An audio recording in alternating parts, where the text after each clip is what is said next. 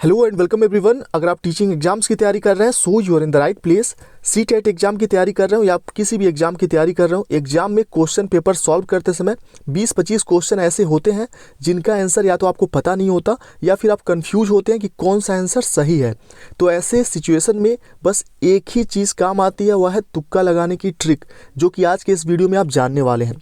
सबसे बेहतरीन तुक्का लगाने की ट्रिक आप जानने वाले हैं और यह ट्रिक देखने के बाद आप एग्ज़ाम से पहले घर पे ही प्रीवियस ईयर या कोई भी आप प्रैक्टिस सेट उठा के आप ये तरीका आजमा सकते हैं। आप देखेंगे कि सबसे ज़्यादा आंसर आपके इस तुक्का ट्रिक से सही होंगे। तो चलिए शुरू करते हैं। और यह तरीका सीटेट में ही नहीं, शिक्षक भर्ती आप देंगे, DET+B, KBS, कोई सा भी एग्ज़ाम देंगे, वनडे एग्ज़ाम, उसमें यह काम करेगा। देखिए, बहुत से ऐसे लोग हैं सीटेट एग्ज़ाम की तैयारी कर रहे हैं। खासतौर पर यह वीडियो सीटेट के लिए ही है क्योंकि सीटेट का एग्ज़ाम बहुत ही नज़दीक है। बहुत से ऐसे लोग हैं जिनका अगर 82 नंबर पासिंग है या फिर 90 नंबर पासिंग है तो उनके 75-70 ऐसे नंबर आते हैं, यानी कि 10, 15, 12 नंबर से क्वालिफाई होने से रह जाते हैं। तो आपके लिए बहुत ही कारगर तरीका है, ध्यान से देखिएगा। अगर आपके 100 नंबर भी आते होंगे तो यह मदद करेंगे आपके 115-120 नंबर पाने में। तो सभी के लिए उपयोगी है। आगे बढ़ते हैं।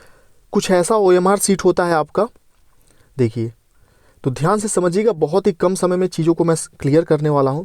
सबसे पहले तो आपको ये ध्यान देना चाहिए कि जो भी यहाँ पे डिटेल्स होते हैं, आपके अनुक्रमांक होते हैं, रोल नंबर वगैरह होते हैं, ठीक है, जो आपका प्रश्न पुस्तिका होता है उसका नंबर यहाँ पे होता है, प्लस कोड वगैरह, बहुत सारी चीज़ें जो कि आपको ध्यान से यहाँ पे फिल करनी होती हैं ऊपर।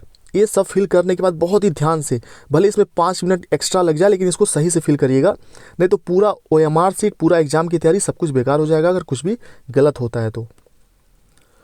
सबसे पहले आपको क्या करना है, आपने मान लीजिए 150 क्वेश्चन आपके सीटेट एग्जाम में है, ठीक, 150 ही क्वेश्चन होते हैं, 150 क्वेश्चन है। इसमें से आपने मान लीजिए 125 क्वेश्चन या 120 क्वेश्चन आपने कर लिया, मान लीजिए 125 क्वेश्चन ही कर लिया आपने, ठीक।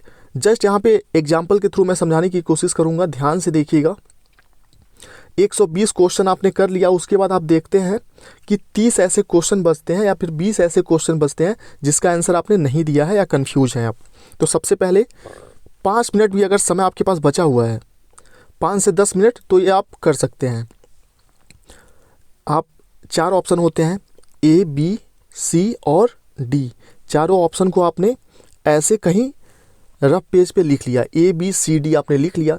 और टोटल 150 क्वेश्चन होते हैं। 30 क्वेश्चन CDP में होते हैं, 30 क्वेश्चन होते हैं आपके मैथ्स में, 30 EVS में, 30 हिंदी में, 30 इंग्लिश या फिर संस्कृत जो भी आपने लिया है उसमें, ठीक।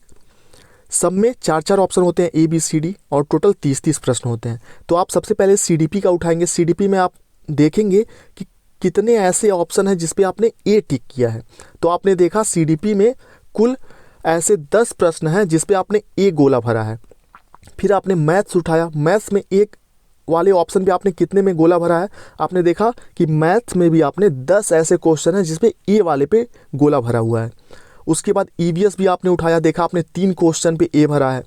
फिर आपने हिंदी उठाया, हिंदी में आपने देखा 2 पे आपने गोला भरा हुआ है। और फिर उसके बाद इंग्लिश या संस्कृत उठाया, इसमें भी आपने देखा 5 ऐसे हैं जिस पे आपने A भरा है। टोटल 30 हो गए, यानी कि A वाले ऑप्शन पे टोटल 150 प्रश्न में 30 ऐसे प्रश्न हैं जिस पे आपने A सही टिक किया है। फिर ऐसे ही B काउंट कर लेंगे कि B आपने कितना किया है। मान लीजिए B भी आपने काउंट किया टोटल 150 प्रश्न में से, और जितने आपने किए हैं 150 में से, तो B वाला ऑप्शन जो है आपका 32 ऐसे B वाले ऑप्शन हैं, गोले आपने भरे हैं। फिर C भी आप काउंट करेंगे।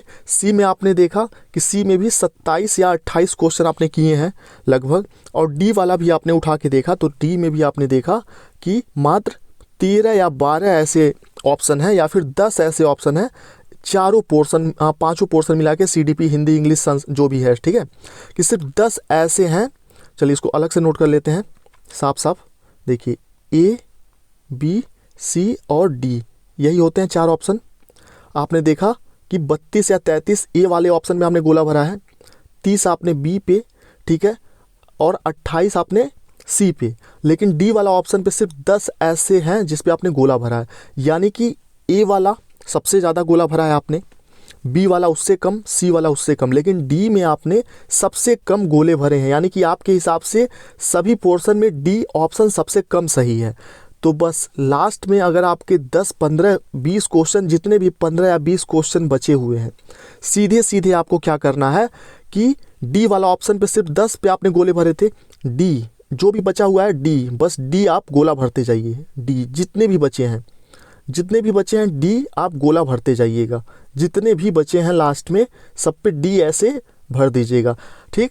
लेकिन ये डी ऑप्शन भरने से पहले एक काम, सी टेट की अगर तैयारी कर रहे हैं स्पेशली आप, तो एक काम और करिएगा। 4 ऑप्शन होते हैं ए बी, पूरा वीडियो अधिक से अधिक 10-12 मिनट का होगा, इसलिए ध्यान से देखिएगा। ए बी सी और डी, क्योंकि एक एक नंबर आपका बढ़ाएगा ये तरीका, और ये सब खुद के एक्सपीरियंस से, पर्सनल एक्सपीरियंस, बहुत सारे लोगों से बात करने के बाद ये चीज़ें मैं शेयर कर रहा हूँ आपसे। ए बी सी और डी 4 ऑप्शन होते हैं। तो मान लीजिए आपने CDP में पढ़ा, आंसर देते टाइम आपने देखा, आप देखते होंगे कोई ऑप्शन इतना लंबा होता है, कोई ऑप्शन इतना लंबा होता है, कोई ऑप्शन इतना लंबा, लेकिन हो सकता है कोई ऑप्शन ऐसा होता है जो 2-3 लाइनों में लिखा होता है।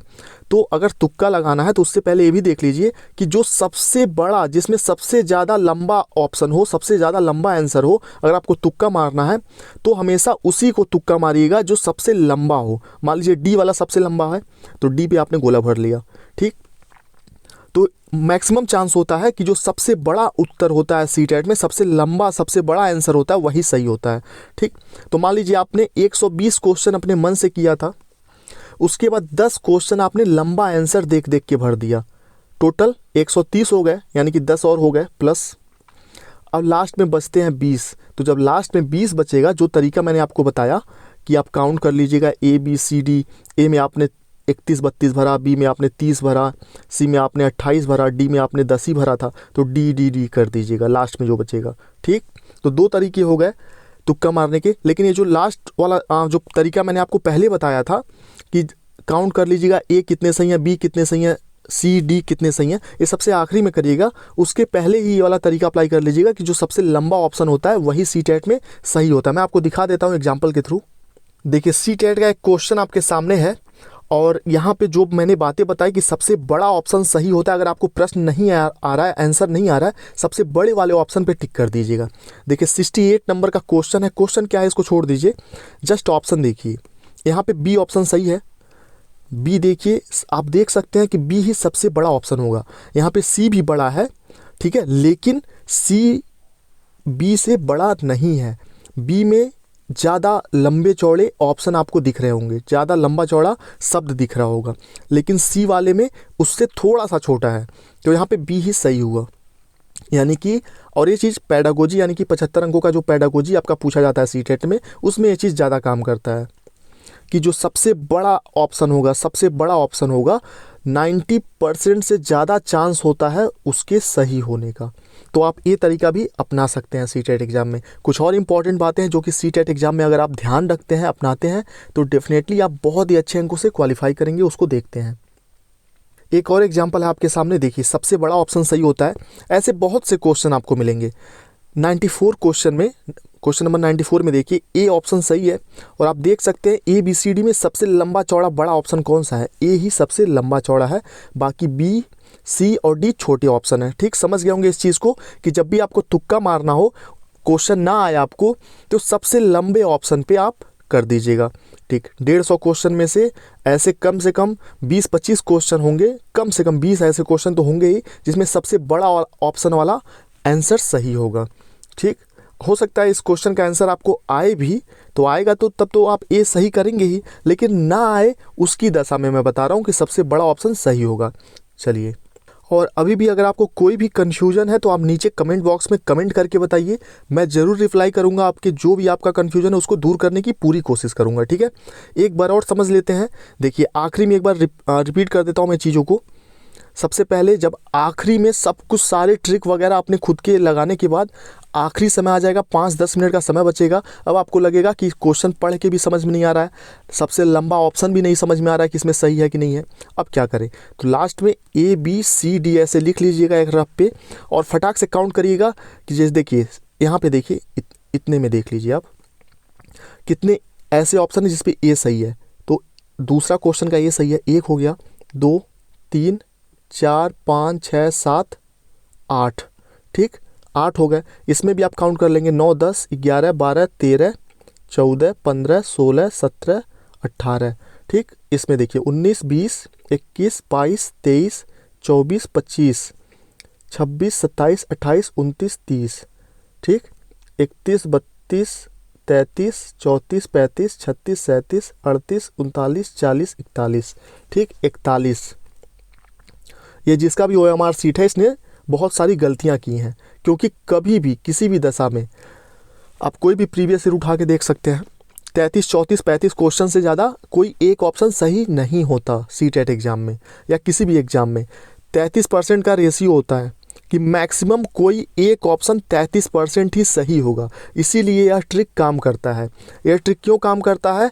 क्योंकि ऐसा नहीं है कि ए वाला ऑप्शन ही 150 में से 50 या 60 ऐसे क्वेश्चन होंगे जिसमें ए ही सही हो जाएगा, बी वाले ऑप्शन पे ही 70 क्वेश्चन सही हो गया, ऐसा नहीं होता। ठीक है, 33% का रेशियो होता है, मैक्सिमम 33%। चलिए, तो आप समझ गए होंगे कि आपने काउंट कर लिया 41 ए सही है। फिर आप काउंट कर लेंगे, जैसे 41 यहाँ पे आपने काउंट किए कि आपने मान लीजिए 41 ए को सही माना है कि 41 क्वेश्चन ऐसे हैं, ए सही है। बी भी आप काउंट कर लेंगे, मान लीजिए 25 सही हुआ। सी भी आपने काउंट किया, सिर्फ 15 क्वेश्चन ऐसे हैं जिसपे सी आपने किया है। डी आपने काउंट किया, इस पर भी 35 क्वेश्चन है जिसपे आपने डी किया। तो सबसे कम यहाँ पे देखा सी वाला है कि सी वाले में आपने सबसे कम टिक किया है, तो लास्ट में जो भी आपके बचा हुआ है सब पे सी कर दीजिएगा। ठीक, समझ गए होंगे आप। चलिए, वीडियो को यहीं समाप्त करते हैं। कन्फ्यूजन के लिए नीचे कमेंट बॉक्स खुला है, आप पूछिए जो भी आपको पूछना है, मैं ज़रूर रिप्लाई करूँगा। वीडियो पसंद आए तो लाइक कर दीजिए, अपने व्हाट्सएप ग्रुप में शेयर कर दीजिए, क्योंकि कर भला तो हो भला। Thank you.